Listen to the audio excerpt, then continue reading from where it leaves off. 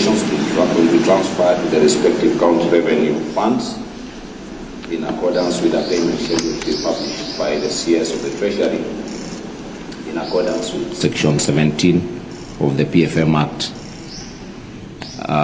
Within 30 days after the end of every quarter, the CS Treasury should publish a report on the funds actually transferred to the counties. Your Excellency, I'll be honored to present the bill. Thank you. Thank you very much. Thank you, Mr. Nigel.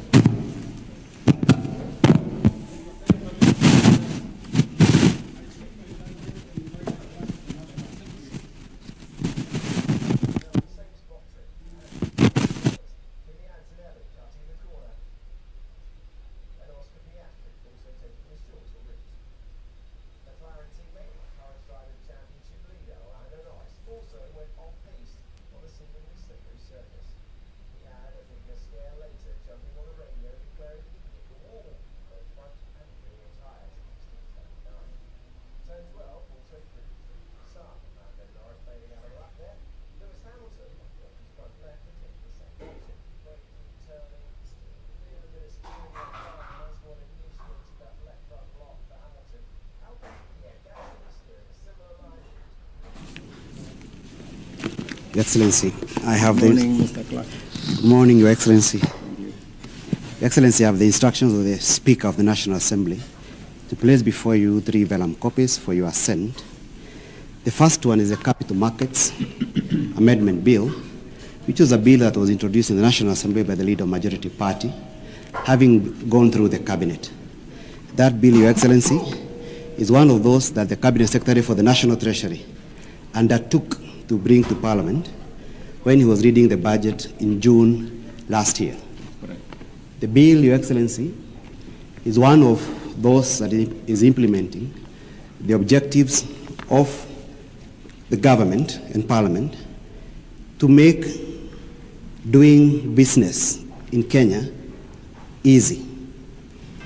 Under the current Section 29 of the Capital Markets Act, is a requirement that the shareholding for different players under capital markets, that is stockbrokers and investment banks, that the shareholdings are limited by law. Now Parliament decided, for purposes of flexibility and making Kenya more competitive, should give those powers, delegate those powers to the Cabinet Secretary, so that those decisions are made on flexible basis and to reflect the global markets, so as to attract more investments in the Republic of Kenya. The bill is short, Your Excellency, and it provides that it will come into force after 14 days following its assent. Your Excellency, the second bill to come before you is a small one. It's a Provisional Collection of Taxes Repeal Bill. Sometime in the year 2017, Mr. Omutata then petitioned Parliament to remove a key clause from its statute books, including this law. He argued before Parliament that that law was taking away the powers of Parliament. Parliament delayed in actualizing his decision. Therefore, he approached the courts, and he was able to convince courts that that law is indeed unconstitutional, since it was allowing the Cabinet Secretary for the National Treasury, the moment he announces the taxation measures in June, they were becoming law, as if the tax law has been passed by Parliament. The court agreed with him that that was taking away the powers of Parliament, and indeed against the Constitution of Kenya 2010.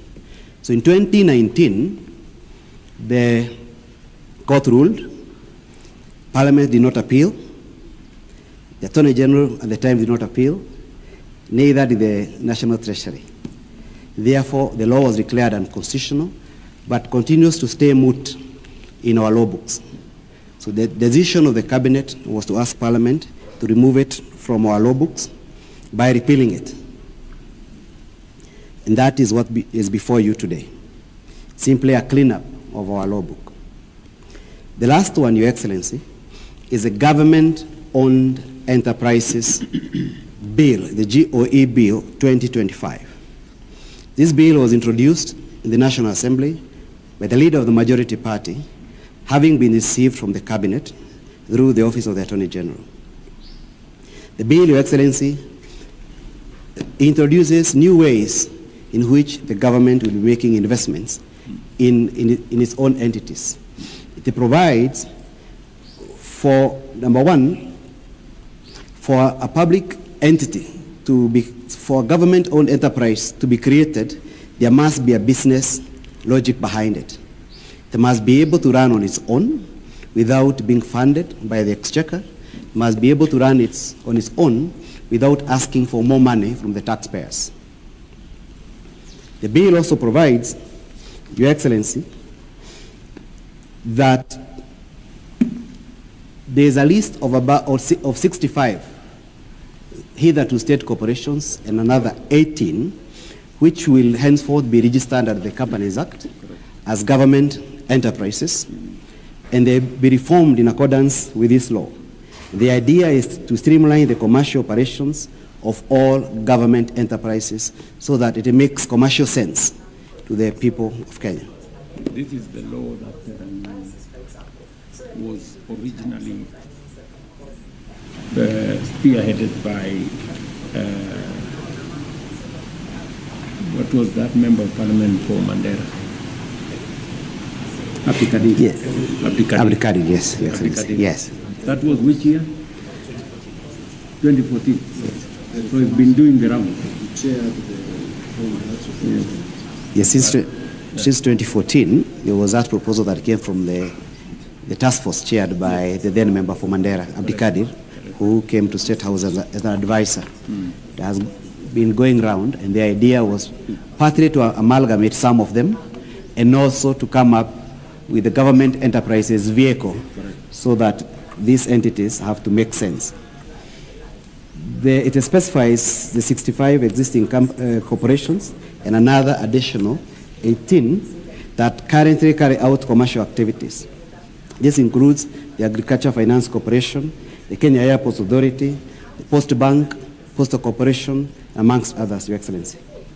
The bill provides for enhanced corporate governance and provides that boards of government-owned enterprises shall have membership of not more than 9 persons, a majority of whom, that is 6, will be independent directors who are sourced through a mechanism called search and identify, so as to bring that corporate governance way of managing our state corporations.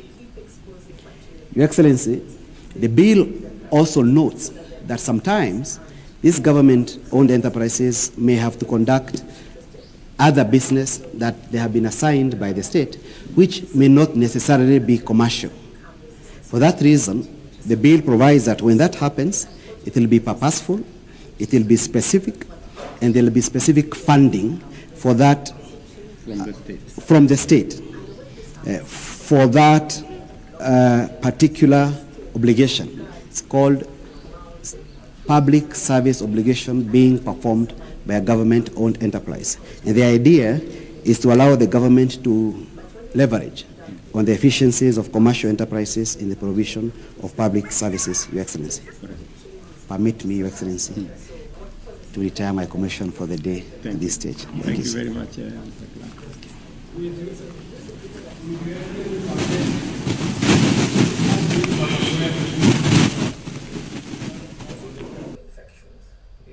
One wonders how they spread, the transmission and all.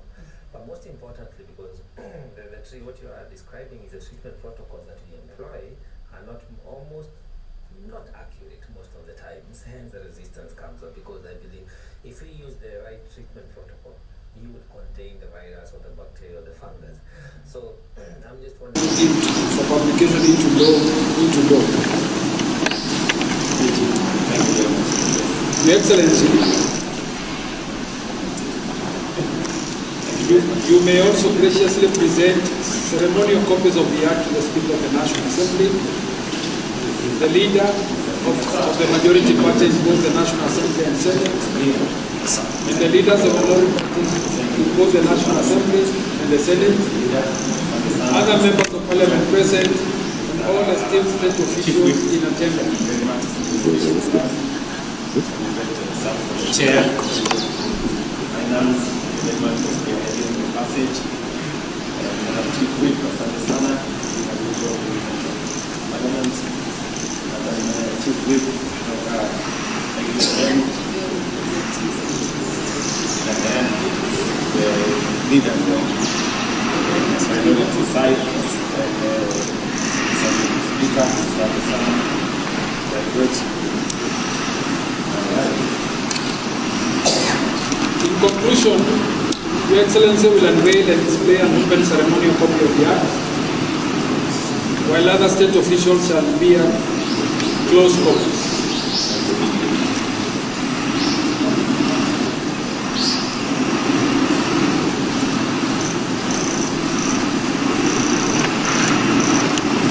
Thank you, Excellency, and this marks the end of our open ceremony.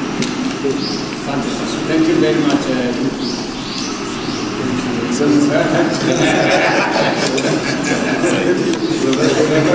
you.